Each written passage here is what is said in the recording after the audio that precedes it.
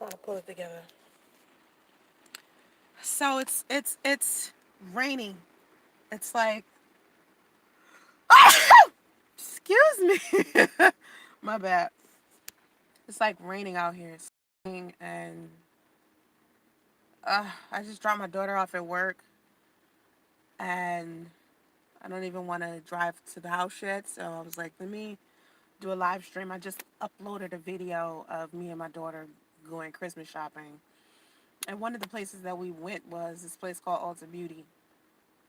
And y'all know I'm not really into makeup and, all that stuff. I try to keep my little natural beauty on, but, it was an experience with her. I got to see, different things as far as makeup, perfume, and stuff goes. I mean, to me, part of being a woman, of course, you gotta, focus a lot on your physical appearance, Um, and as a woman, I've always felt like I was under a lot of pressure in regards to how I looked. And I was classified as like the ugly duckling when I was younger. Because when I was like in school, and like we're talking elementary school, middle school, I was nerdy. So I would have these big, glasses on, and I was always studying, and I wasn't, playing with everyone. I was just off to the side doing my own thing, reading, studying, whatever it was that had to do with, what I like to do. And a lot of the other kids were like very sociable with each other. And me, it's only like one other girl that I always had like a friendship with. And so I've always been the type to have one friend. I never liked having a group of people around me. And when I would pick a friend, it would always be we had something, like intellectual in common. And this is what made us have a friendship. And so it wasn't until I got into high school that I was like given the opportunity to dress myself because before that I always wore uniforms to school. So when I got to high school, when I started dressing myself, I would always dress myself like hoodie, jeans, or some sweatpants and some Timberlands. So I was always walking around kind of like tomboyish. And so it wasn't until I got older and when I started modeling that I started to be feminine. And the interesting part about how I grew up around a whole bunch of women. Like I grew up around these strong, intellectual, career-driven women. So my whole life, what I knew I wanted to do was be a mom. I knew I wanted to be a mother. I knew I wanted to be a teacher. I knew I loved singing, but what I wasn't concerned about was marriage. You know, I think when I got in high school, I started being interested in boys, but not interested in them past something superficial. You understand? Like, I think probably in high school, a lot of girls was thinking about who they would marry, or, I'm not sure what the average teenage girl is thinking about as far as boys go. But I know for me, I was not concerned about that. What I thought as far as boys went, it wasn't like, oh, I'm going to be married one day. I just knew eventually I wanted to be a mom and I wanted like a great career. Now, I think the reason why education and my career and my finances were so important to me was because of the women in my life.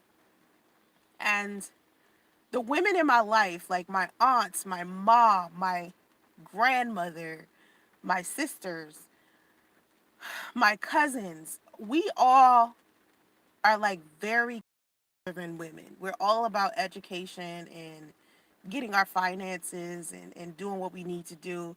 Uh, a lot of the women in my family travel a lot. So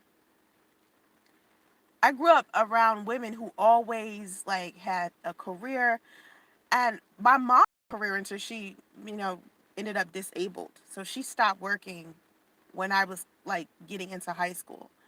And before that, she was just career driven, She was an accountant. And so I saw my aunt. She was working for the FBI. I saw my sisters, both of my sisters, my younger sisters, work for FEMA.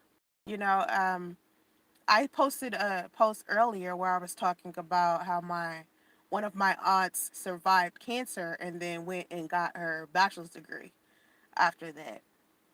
And so the women in my family, they impress me as far as career wise. And I always can look at them and how I viewed them as I was growing up as motivation to push forward. So I think when I started modeling, because being a model was never something anyone thought I would ever do, because I always was like this intellectual like chick. I was always not really concerned about my physical appearance. I was more concerned about my money, my career, my education. So when I started modeling, me being a model was not my idea. It was someone else's like idea of what I should be. And when my family found out I was modeling, everyone was shocked because, like I said, I was always classified the ugly duckling. You know what I mean? Because I was walking around nerdy and geeky with the big glasses on. So no one was looking at me like I was, just this beautiful girl who would be a model one day.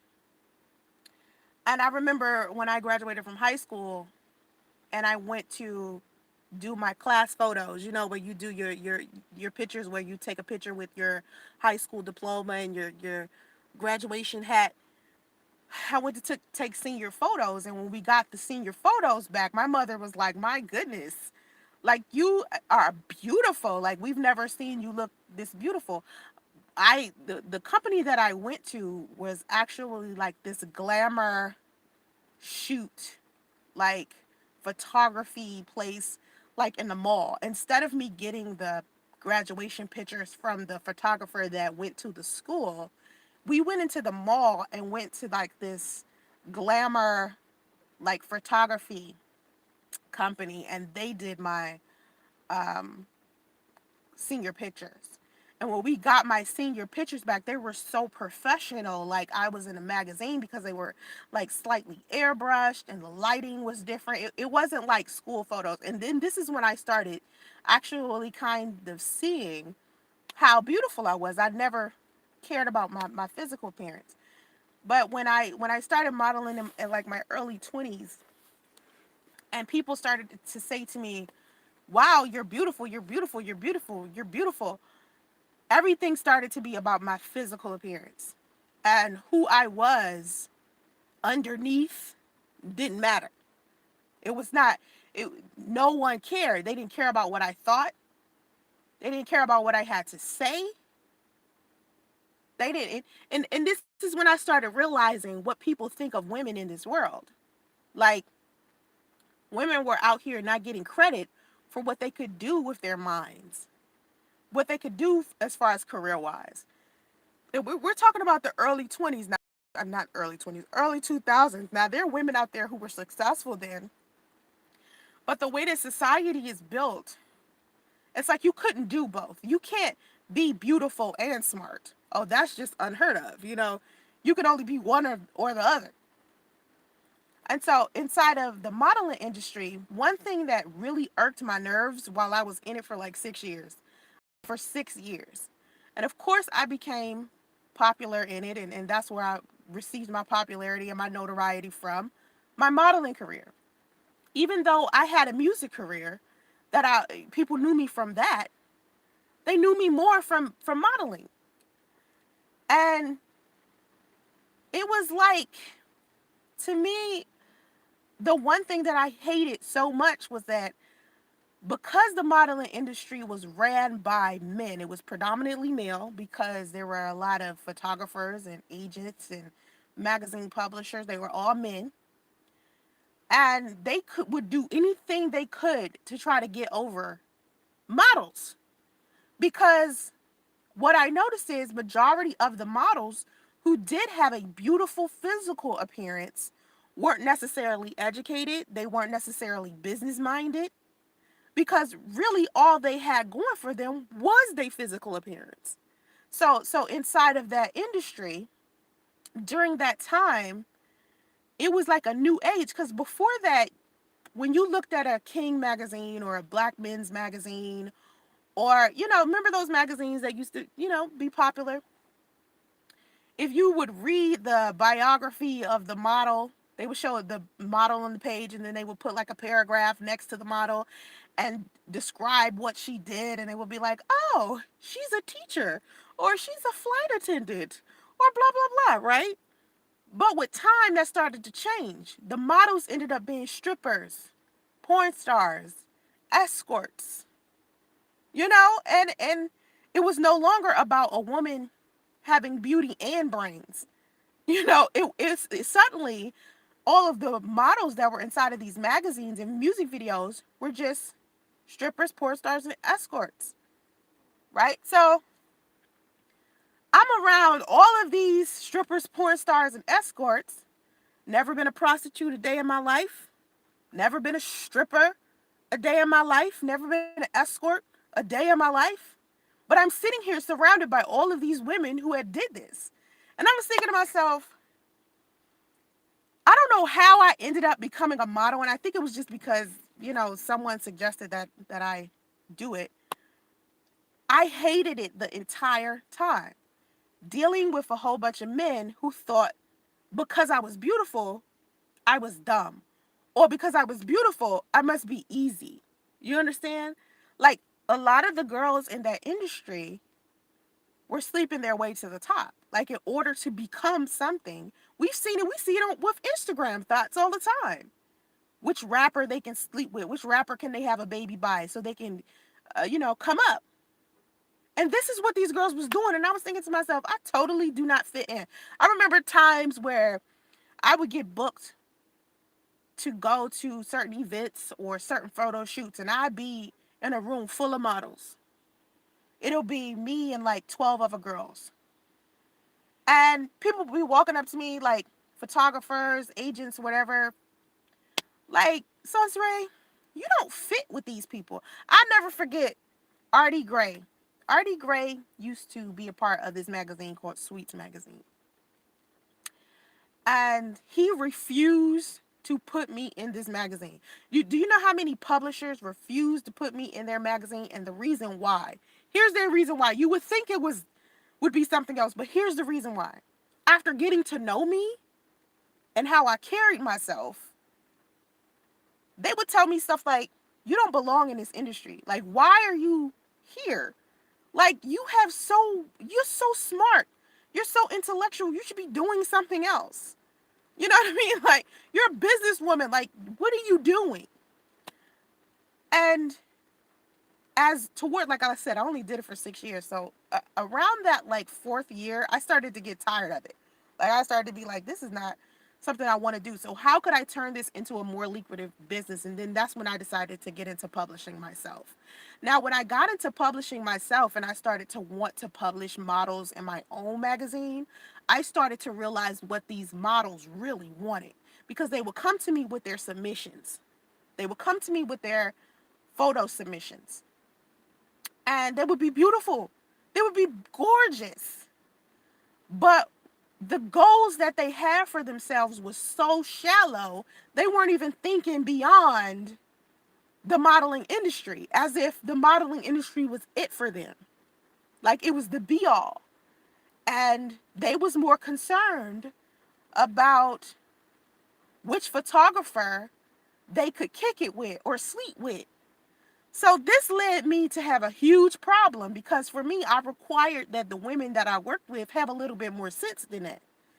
So I required that the girls that were with me would have some type of education, or they would have some type of job outside of modeling. And this is when things got very difficult for me.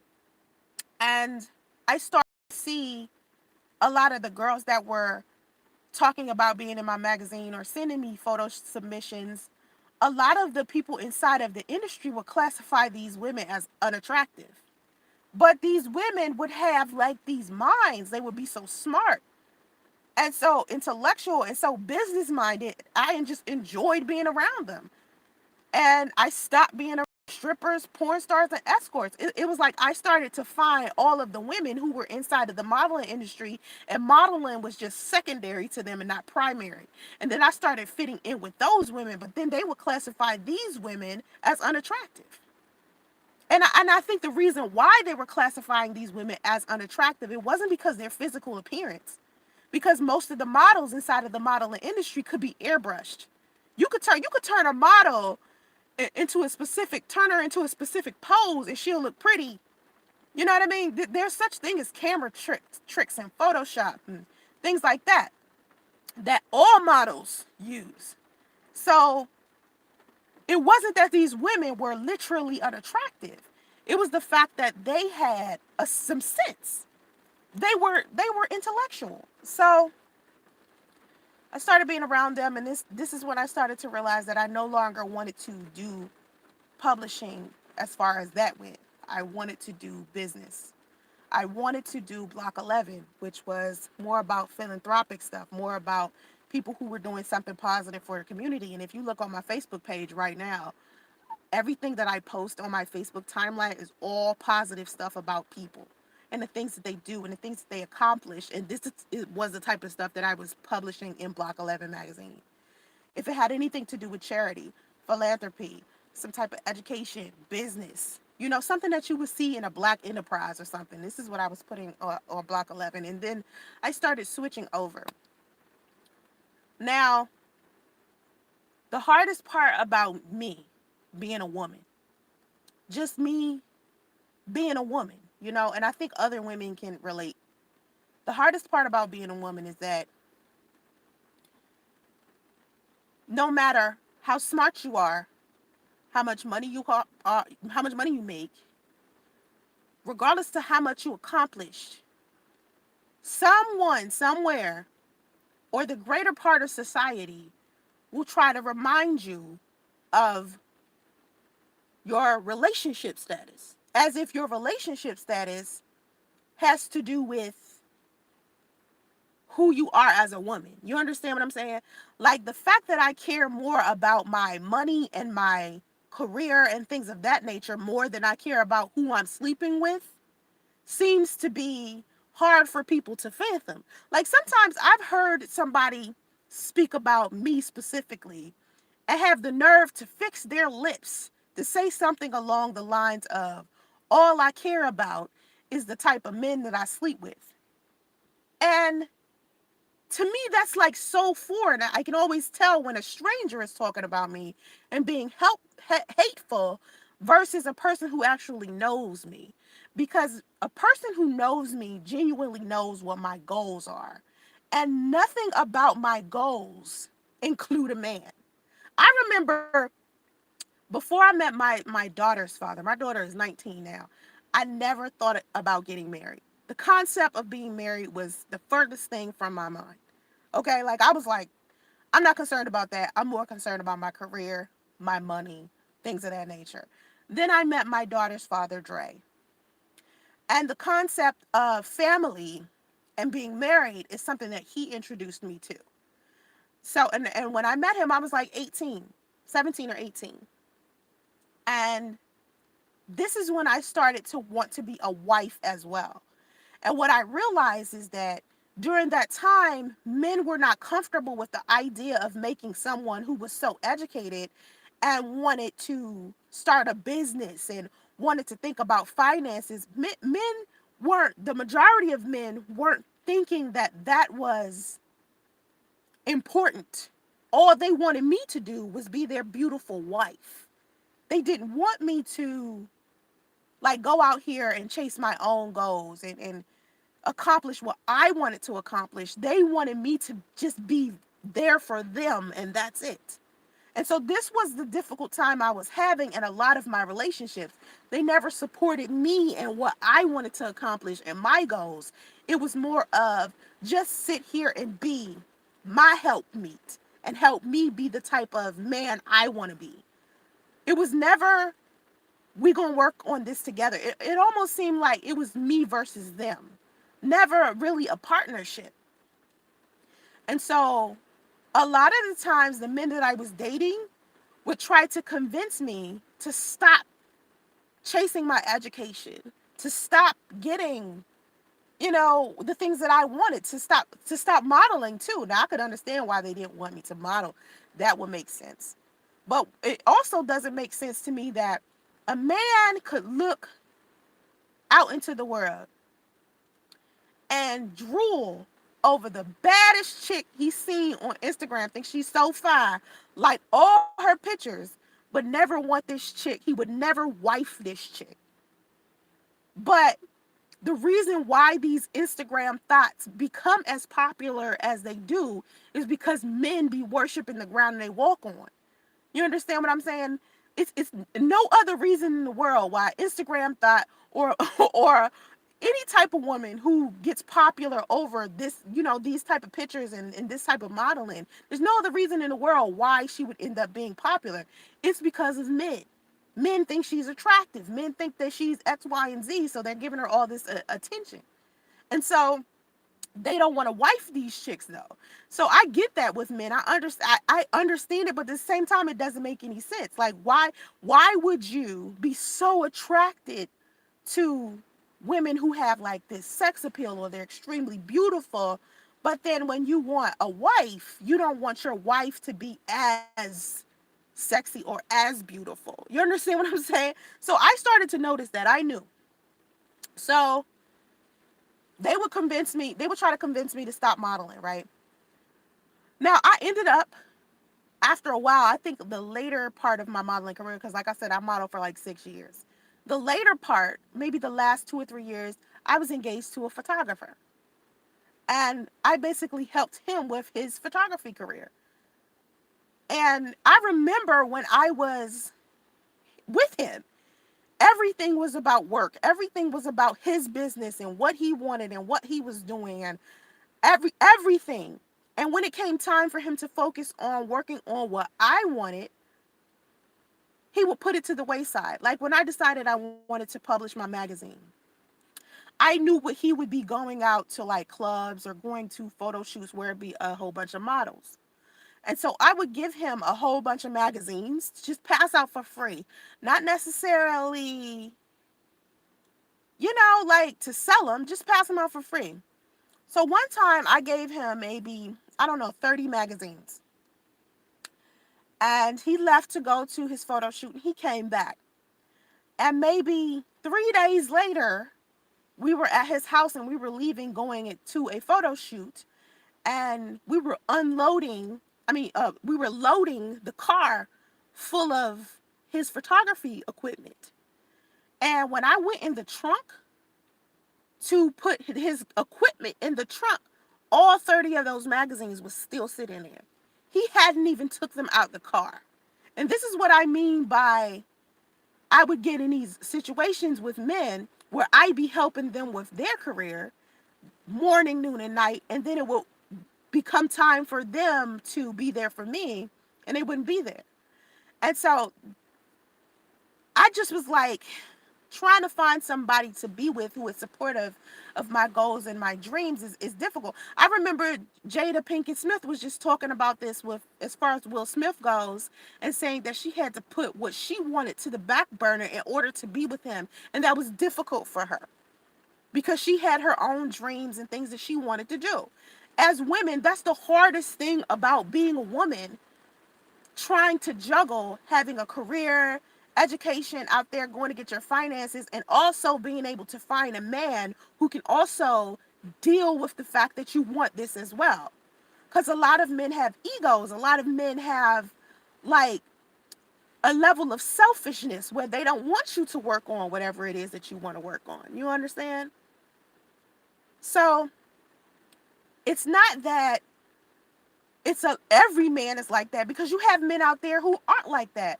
But for the most part, society has always groomed men to be that way, as far as men and women and the traditional, like standard gender roles. It's always been the man goes out here, brings home the bacon, has the career, and the woman is sitting home just being his wife and chilling and having the babies and stuff like that.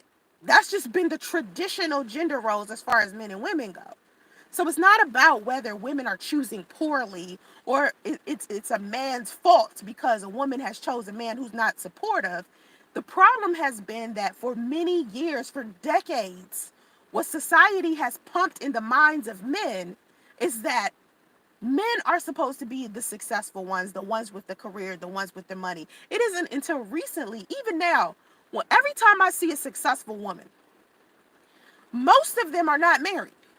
Most independent women who are business owners, who have their finances together, who are out here doing their thing, a lot of times they're single mothers or divorced. It's not a lot of women out there who went out there and accomplished all of their goals and they have this supportive husband. That's why when people see Sierra and her husband together, it's like something to clap about because he is very supportive of what she does. And I'm just using them two as an example because that's somebody that we all know. But if we look at the people around us, not celebrities, just regular everyday people around us, maybe people you went to high school with or to college with, there are a lot of people that surround you right now. Look at the women and look at the successful women around you that have their own cars, their own homes, their own money, their own everything going for them. A lot of them are single. And when people try to give the reason why these women are single, it's always something, oh, she has a nasty attitude, or she too independent, or she thinks such and such and such, or she trying to control a man. When it really, the truth about it isn't that. The truth is it becomes a power struggle. It becomes like we have to worry about the man that we're with and his ego because it becomes a competition with men sometimes. And not saying that all men are that way. That's never going to be what I'm saying. But I'm just talking about from the perspective of a woman who is successful ourselves. Now that I'm 40, right? I'll be 40 next year. Now I'm starting to see men are a little bit more receptive to me going out there and accomplishing my goals. Okay, now that's sexy to them. But in my early 20s, that wasn't what they cared about. It wasn't until I was like 35, 36, I started seeing men actually want women to go out there and be successful. I literally saw the difference. And it wasn't like before I was choosing poorly. Because to me, I feel like I've chose good men, I've chose bad men. When I look back, I'm like, yo, I've chose men that were good for me. I've chose men who were bad for me.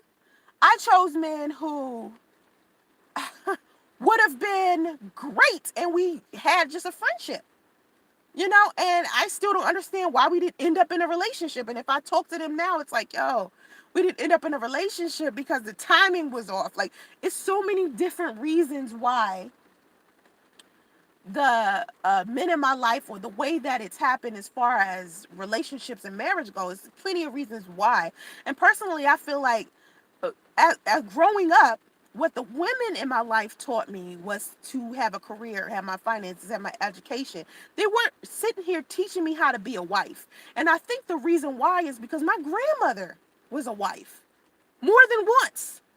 And I don't think that she ever felt completely comfortable with how she was treated as a wife. And when I meet a lot of women who are wives, they talk about how hard marriage is, but for the most part, each woman that I meet, even if they're good women, bad women, it doesn't matter. When I'm talking to them about marriage and they start telling me the things that their husband has done that they've had to forgive, those are things I can't deal with in a marriage. Because I feel like a lot of the stuff that these wives are dealing with inside of a marriage are things that you were supposed to be dealing with in a relationship. When y'all was still boyfriend and girlfriend, these sound like boyfriend and girlfriend issues. There's no reason in the world why a married woman should be concerned about her husband cheating on her or her husband, wasting his energy with an ex or a side chick. I just feel like that's boyfriend and girlfriend issues. That should never be something that you have to worry about in a marriage. And a lot of these women have been cheated on and they stay in these marriages.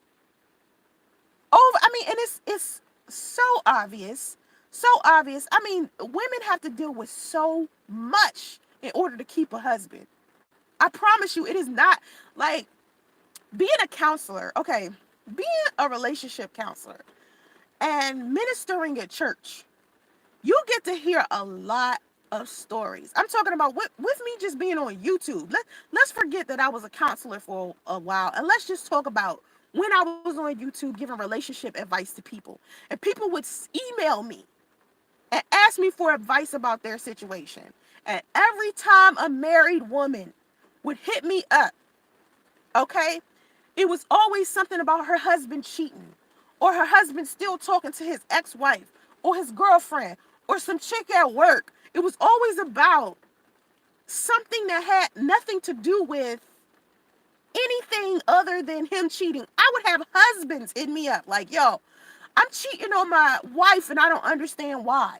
I'm doing such and such. It's just, as a wife, I'm telling you, it's hard to find men out there that aren't going to cheat, whether they're classified as a good man or not. Like a man could, the more, what I noticed is the more the man, the more money he made, the more successful he was, the more he brought home the bacon, the more of a provider he was, it was more likely for him to cheat on his wife.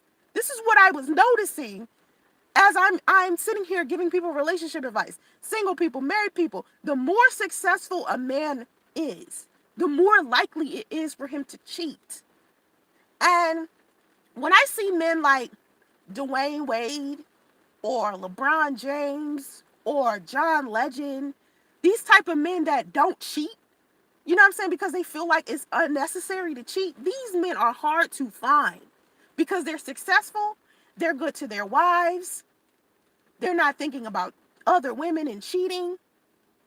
It's just, those men are very hard to find. And for some reason, every single man tries to pretend like that's the type of husband they'll be. No, you're not.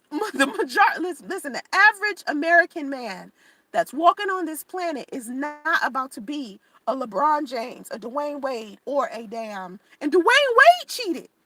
Let me take Dwayne Wade off that list because he cheated on Gabrielle. Now, he might be a great husband now, maybe, but I feel like if your husband cheated on you one time in that marriage, he's going to cheat on you again. I don't remember, because see, here's the thing. I think he went and had this baby outside of their marriage outside of their relationship, because I think they were just in a relationship around that time, if my memory serves me correct. They were just in a relationship and they were on break. And I think that's the reason why Gabrielle Union didn't leave Dwayne Wade, because they were supposedly on a break and he was sleeping with another woman and then that woman ended up pregnant.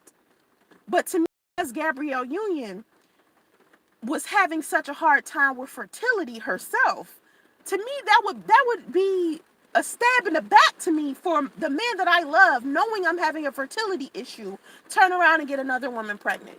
You understand? So to me, I just could not fathom the requirements associated with being some dude's wife, because women be having to put up with a whole bunch of just foolishness. And that's probably the reason why the women in my family did not groom me to be a wife. They groomed me to be successful. They groomed me to be educated. They groomed me to go out there and get my finances. Now, here's the problem with, I think, my family. And this is 100% right here.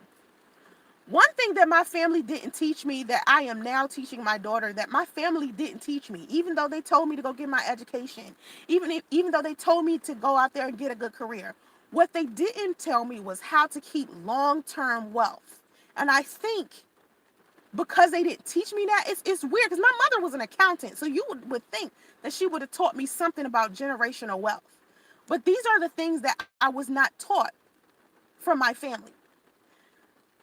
What I'm teaching my daughter now, as far as finances go, is that what we need to do together as a team right now is buy property. So this is what we're working on, buying more than one property, okay? When we start talking about generational wealth, it's important that we get enough property in our family so no one else can ever say that they were homeless inside of my family. And the reason why I instill this in my daughter is because of all of the altruism, all of the philanthropy work, all of the catering to the homeless events I did in Atlanta, and then me turning around and being in the situation I was in where I was pregnant and didn't have anywhere to go. Now, had the women in my family been more proactive as far as teaching me about generational wealth and how to have properties to the side, I probably, when I got in that situation, would have just had a property off to the side that I could have just went to and not have to worry about that. But still, even if I'm that type of woman, let's say I got 4 and 5 properties and I got all of this money and I'm getting all of this by myself, it's still going to be difficult for me to find a husband. This is the dilemma. Because when a woman has all of those things, they become a target for men who ain't got nothing. They become a target. Like I became a target. Think about this. When I first started dating my son's father, I just started getting back on my feet. I had five sources of income. I was looking to move into an apartment, right? Because I had been living in one of the investment properties that my daughter's father owned. So I wanted to move closer to the city of Atlanta in my own apartment. I meet Priest. I got my finances together. I got my own car. Of course, I got my education. I got my job. I got everything going on for myself. And here comes Priest. And Priest sees dollar signs when he's looking at me. He didn't even factor in anything else but that. All he cared about is who's going to be the woman that takes care of me next, because I'm getting a divorce from the last woman who was taking care of me, and I don't know how to take care of myself. So let me go out here and look for a woman to take care of me. So when a woman is walking around here with all of this success, all of this money, all of this X, Y, and Z, she becomes a target. And then she has to worry about men who also have their own, who now want to compete. Because now it's going to be a power struggle there, because both of them are financially in a good place. So who's going to be running the show? Who's going to be the head of household when you got a man and a woman who are equally out here getting it? And they've been doing it single for you. Because see, when you've been doing something single by yourself for a long time, and then you try to get in a relationship later on, it's difficult. Don't let nobody tell you that transition is easy, because it's not. Like once you've been taking care of yourself by yourself, and then you get in a relationship and you're supposed to be getting in a marriage with someone, that codependency or that partnership becomes a transition. You have to transition into that. When you start sharing your life with someone, you have to transition into that. You got to change so many things, and a lot of people don't even want to change their own personal behavior because they've been doing everything on their own all this time. So it gets difficult. Don't let nobody tell you different. It's difficult. It's a hard process. People have done it, but it's hard. So you got women out here who are looking for men to be providers because they aren't going out here getting their education, getting their own money. Then you got women out there who do have their education and their own money, and they're looking for a man to just love them, really. And either way, it's people out here that find a problem with either of those. So for women, it's almost like we damned if we do. We damned if we don't. If we date a guy who is just potential and he don't have his shit together, we're classified as stupid. You stupid. Why would you date with him? He ain't got no money. He ain't got his career together. He working on it, but that don't mean he gonna do it. You stupid. But then if we have this standard of, okay, we can't date a guy unless he has a college degree, or he's making a certain amount of money, or he drives a certain kind of car, and he has a certain number of properties. I'm not dating him unless he has all of this X, Y, and Z. Suddenly it's, oh, you a bitch? Oh, now you a bitch. Your standards are way too high. You got a nasty attitude. You you expecting men to be perfect.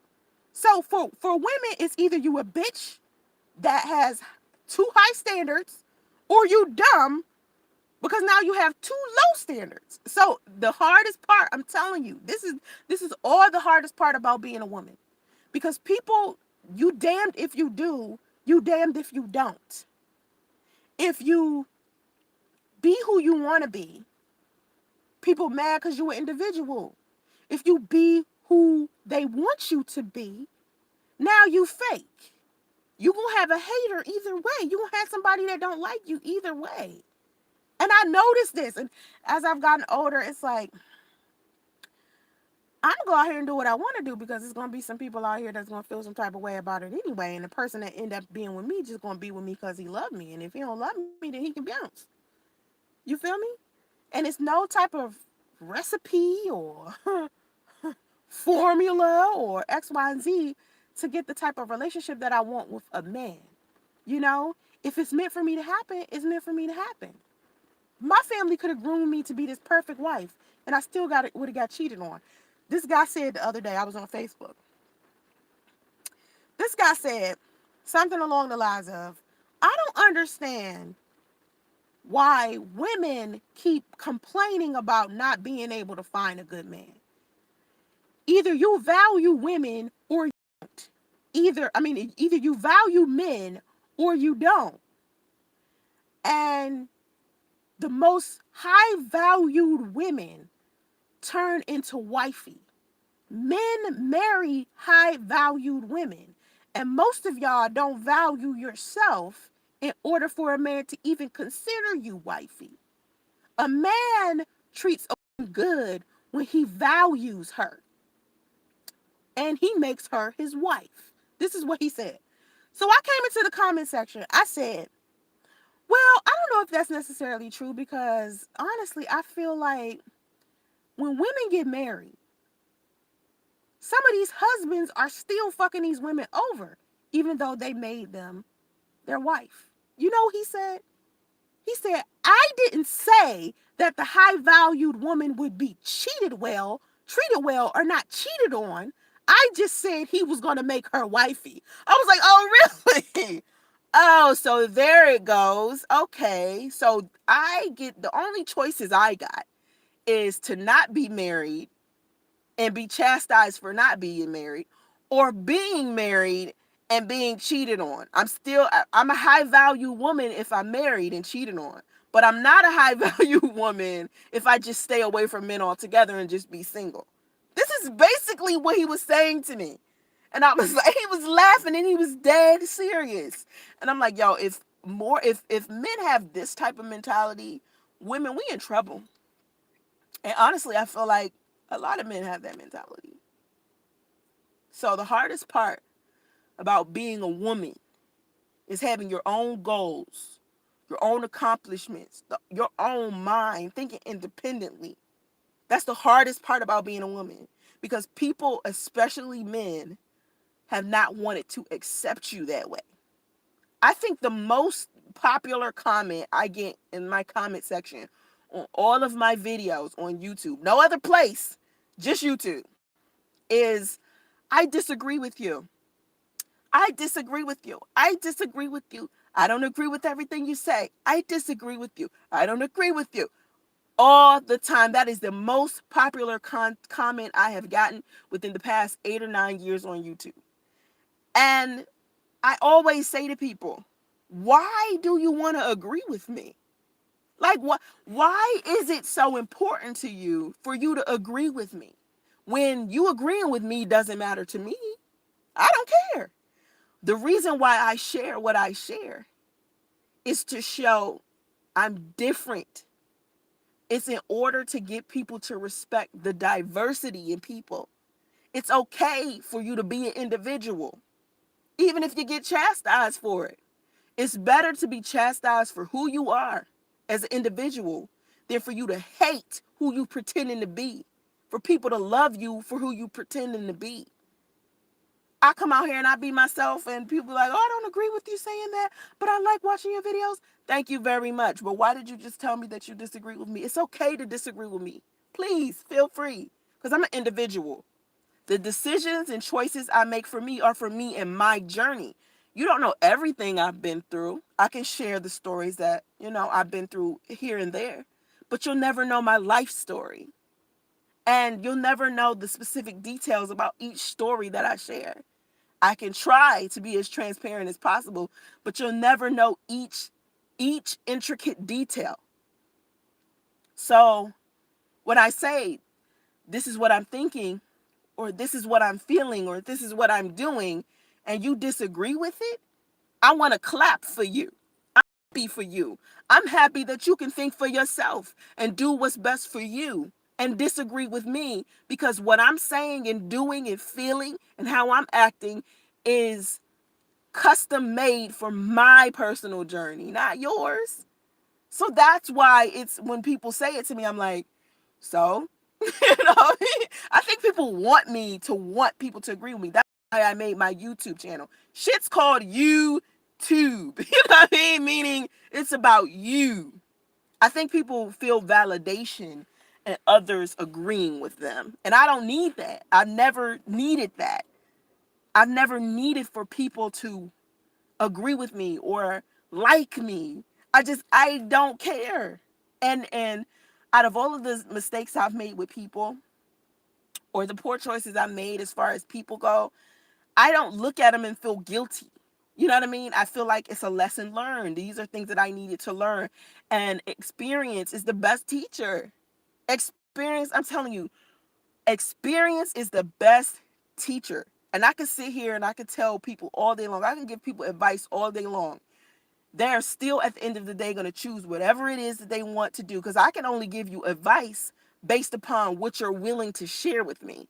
Because a lot of times people aren't sharing everything. You notice when somebody's telling a story, they always tell what happened to them as if they're like a victim, but they never tell what they did.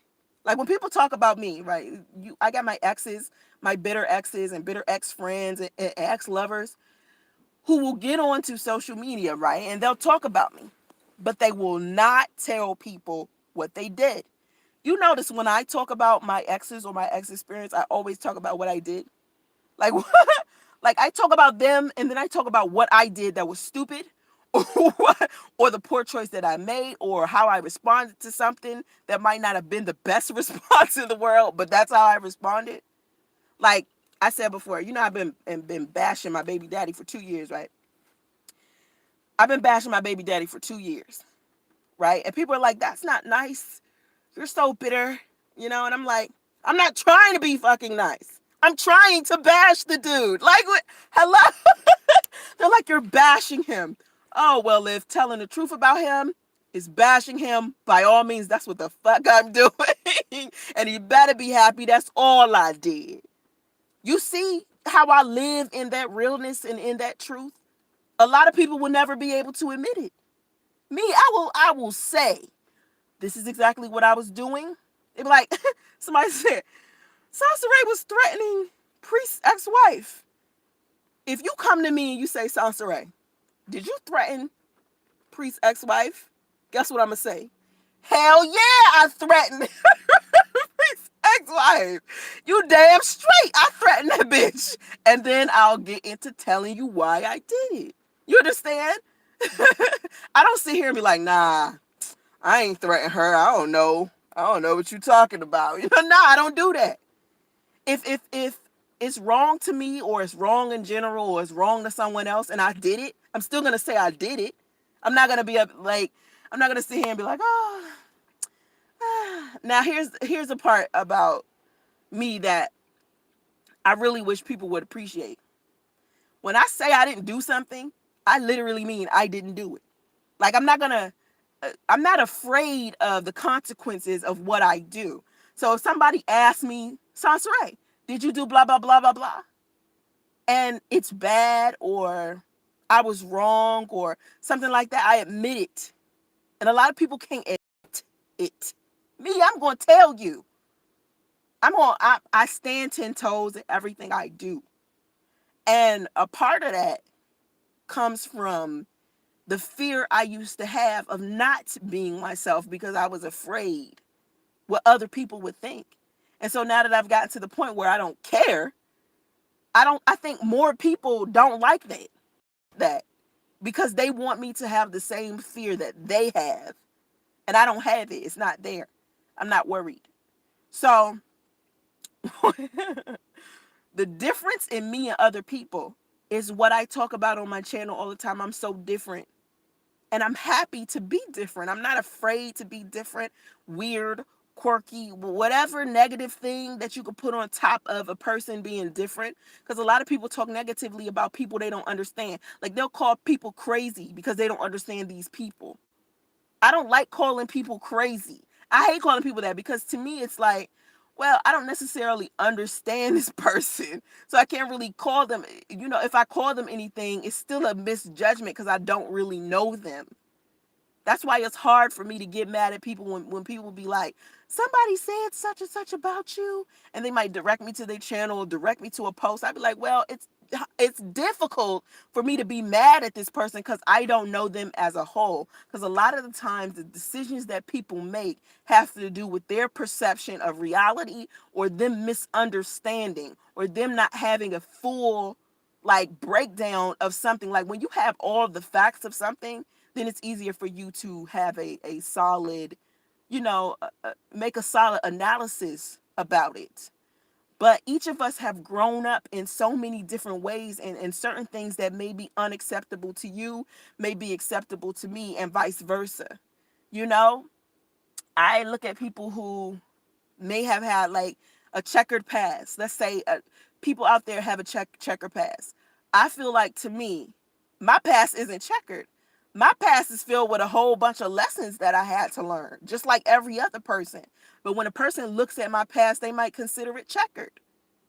And I still don't understand how a person could have a checkered past themselves and then look at my past and call it checkered and hate me because of my past. That doesn't make any sense to me either. A lot of the things that people do and or say is based upon whether they have a deeper understanding of life or not.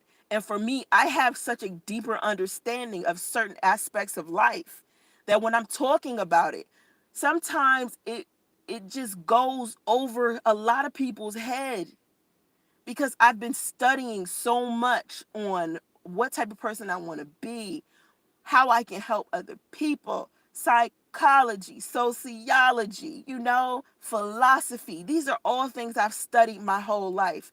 So some things I understand, and then other things I don't, and I'm comfortable with being a student of some things and a teacher of other things. And what I notice is a lot of people don't feel comfortable with that, but I do. Like, I just feel comfortable with not knowing things, and I don't always need to be right. And I don't always misjudge everyone because I don't really know them well enough to place judgment. And I can own up to my mistakes, and I can be honest without having that fear of what people will think of me. And that transparency, like, I used to have a level of transparency that some people could not believe I had. Like, I just way too transparent because they would be afraid to share that type of stuff. And I'll be like, well, I have no reason to be afraid because I have nothing to hide, and I can't help somebody else not telling the truth. I have to say what's up. And so then when I started to pull back and say, okay, I'm not going to share everything, I have to keep some stuff to myself because, number one, I want to protect my family. Um, as time has gone by, the internet is different now. Like when I first started doing videos and stuff, the way that the internet was as malicious now. And now the criminal activity online has gotten worse. So now it's like, I got to be careful because there's people out here who are convicted felons. It's people out here with criminal records. It's pedophiles. It's rapists. And they're using the internet as a tool to be able to commit those crimes. And the internet isn't advanced enough yet in order to stop these people from doing these online crimes.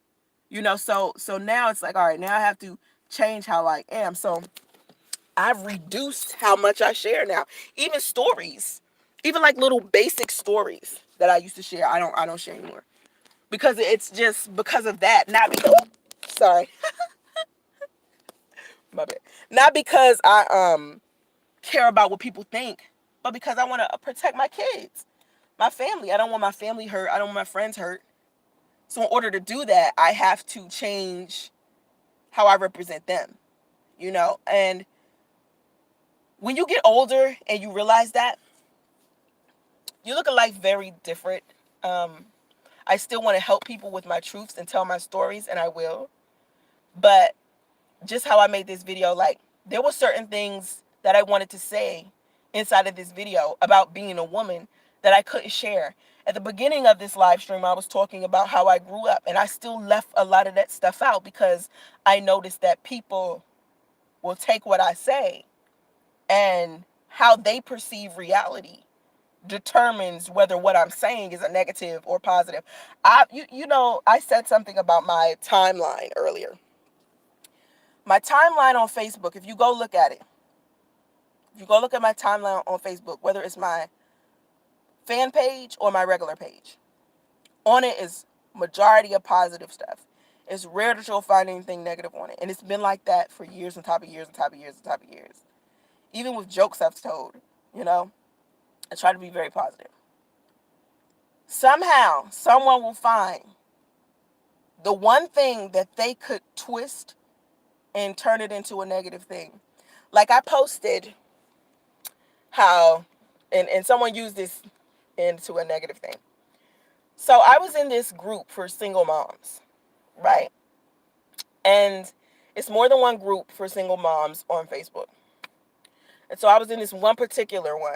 I'm in a lot of them, but I was in this one particular one. And just like a lot of these single mom groups, the way that these women are with each other is so terrible. Like the way that they talk to each other, the way that they chastise each other, drag each other, they're negative towards each other. I've seen it all day, every day, right? Just regular social media trolling, just negative shit. And they're all moms. And they're asking for advice. You got new moms coming into the group and they're asking old moms for advice. And I'm just seeing it. So I'm in this one group. It's called Black Single Moms, right? Black Single Moms. And it's about 8,000 people in the group. And so every day when I go into this group, I'm reading. I don't really post. I'm just reading. And I'm seeing women genuinely come into the group asking questions about how to do things as far as parenting, as far as custody battles, as far as child support, as far as everything. And one of the number one things that I see black single moms talk about all of the time in these groups is beating their children. Every time a mom comes into a group and this mom says, well, my kid is doing XYZ and I can't get my kid to stop. The advice that all of these moms give is beat your kids. And that right there creates an environment. It's just, put it like this. Imagine what kind of environment the group is, if all of these women are in there talking about beating their kids. Just put it that way. It's that bad. But then when I go into these other groups, they're non-black. Most of the moms are white. One of the rules that they have, it's two rules. Most of the rules, the same two rules in all of the groups that are non-black moms. One rule is do not tell other mothers to beat their kids. If you tell other mothers to beat your kids, you're out the group. That's number one. Number two, they don't like to talk about vaccines because there's this big conspiracy about whether moms should allow their kids to do vaccines. Okay? So that's the two rules in most of the non-black groups that moms can't post in these Facebook groups.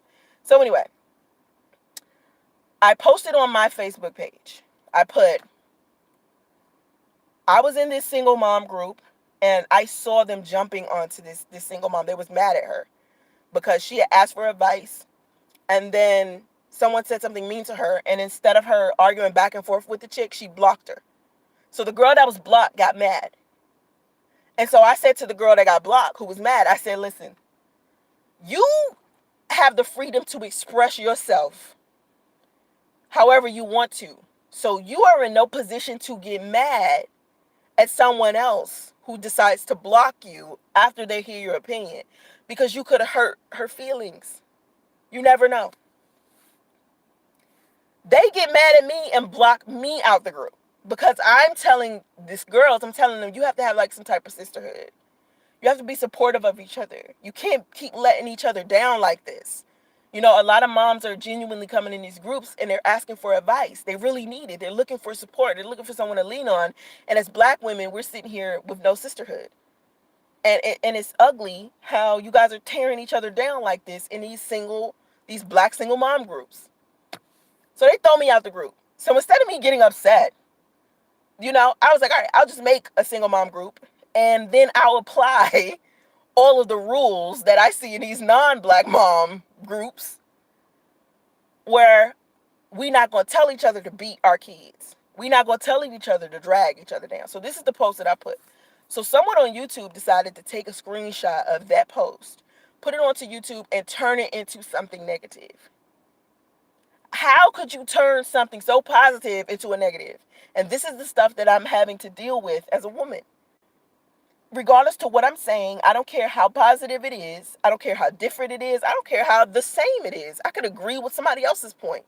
Someone will find a way to turn what I'm saying into something negative because everybody's perspective of reality is different. So when I talk about what I talk about, I'm only talking about what's good for me and what I've learned and how I can improve. And if I give you advice off of something I experienced and how I felt like I could have handled it a different way, or I could have did it this way, or I didn't do it this way because such and such and such, it's still up to you at the end of the day to decide whether you want to follow what I'm saying or not. At the end of the day, people want us all to be cool and same and think all the same. I'm sorry, I'm not that person. I don't want us all thinking the same. I don't want us all living the same.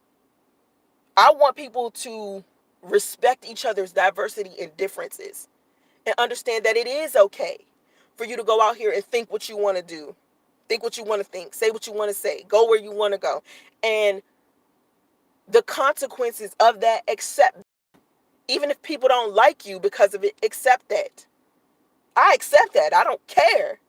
If I cared about what everybody thought, I wouldn't be here. I wouldn't be here. I couldn't be here. How many times people have hurt my feelings or said something negative or lied? I wouldn't have been able to survive if I took all of that stuff to heart. You understand? So anyway, I've been talking for an hour. I'm tired. My boy. I'm a motivational speaker. So I've spoken at colleges, and when I speak, I'm trying to find a better way to speak when I do the seminars and conferences and stuff like that, because I don't want to bore anybody. And I only speak an hour at a time. Like, I'm not speaking longer than that. Like, if I was to do like a TED talk, I'd be like, if you expected me to speak longer than an hour, I'm good. I can't. Like, I will bore the hell out of some people after. So anyway, let me look at my chat. Hey, No Name, Mr. Live, what's up? Awesome Blackness. Nikita, Real Women Don't Do Nonsense, what's up? Vladimir Ramirez, what's up? Metadol, let's see, what's up? La la la la la la la la. Anybody else? Anybody else? DOD, Catrice, what's up? Gray Man, what's up? MJ23, I don't know what you did to get Mr. Lie to block you. Billy Wank, I don't know what you did. You usually say something decent. You must have said something messed up. Mr. Lie, don't play that. Dennis Wilson, what's up? Hey, Mr. Live, what did Billy Wank say? Belly Wank. He been a little issue for a couple of days now. I don't know what's going on with him. I think he been watching a little bit too much Tommy. Watching a little too much Tommy. Hey Nikita. Did I say hey Nikita? No name. Anyway, I gotta go. It's been an hour, and I gotta pee. So I'm gonna go pee and then go home. I appreciate y'all listening, and make sure you like my live streams. I do want to start encouraging people to like my live streams more. I think, like I said, YouTube don't really care. Like, YouTube is about engagement. They don't care if you thumbs up, thumbs down. As long as you engage, people will YouTube will promote the video. So they don't care that whether you thumbs it down. But I'm going to start encouraging people to thumbs it up. I never used to. So I'm going to start doing it. He drank idiot juice. No, text me what he did, Mr. Live, because he comments on my stuff often. That's why I want to know what he did, because he's been commenting a lot, and I just want what he did this time to make it that bad. Anyway, I gotta go pee. So I'll talk to y'all later. Bye.